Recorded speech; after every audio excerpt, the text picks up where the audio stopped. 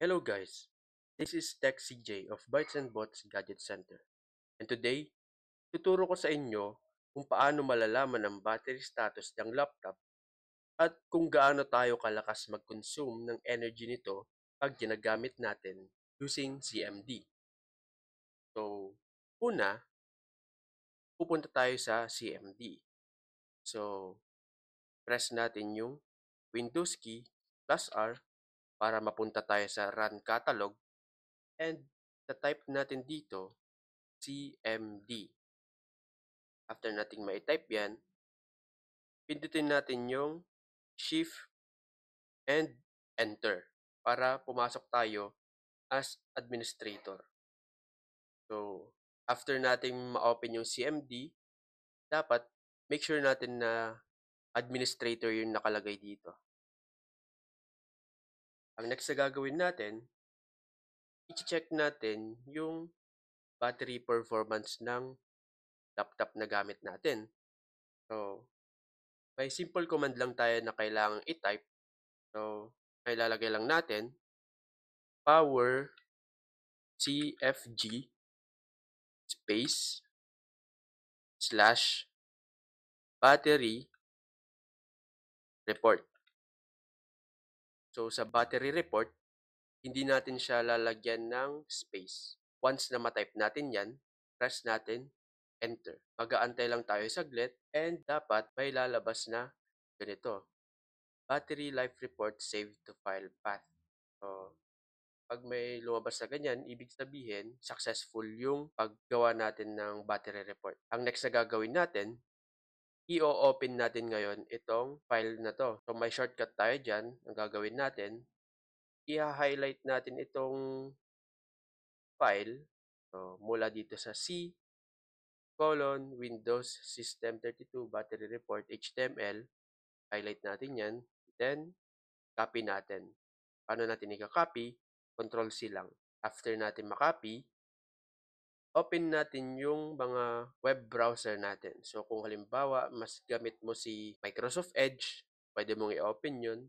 So, sa case natin dito sa video, gagamitin natin si Google Chrome. So, open natin si Google Chrome. And, dito sa search bar niya, lalagay natin yung kinopy natin na file dito. So, lalagay natin dito. Gagamitan lang natin ng shortcuts. So, after natin mag-copy doon, i-paste lang natin dito. Control-V. And press enter. So, andito na tayo sa file na kung saan ma-check natin yung buong status ng battery natin. So, hindi lang yun yung laman nito. Nakalagay pa dito, meron din dito yung computer name, yung system product name, BIOS, yung OS build, platform role, connected standby, and report time. Kung kailan natin ginawa itong report na ito. Sa baba nito, makikita natin yung installed batteries. So, malalaman din natin dito kung ilan battery naka-install sa laptop natin, kung isa ba or dalawa. Yan. So, sa case ko, may isa akong battery naka-install dito. Tapos, makikita din natin dito kung ano yung name ng battery. So, ito yung nakalagay na name ng akin. Tapos, kung ano yung manufacturer, serial number, and chemistry. Dito sa chemistry, ang nakalagay dito, usually, yung mga type ng battery.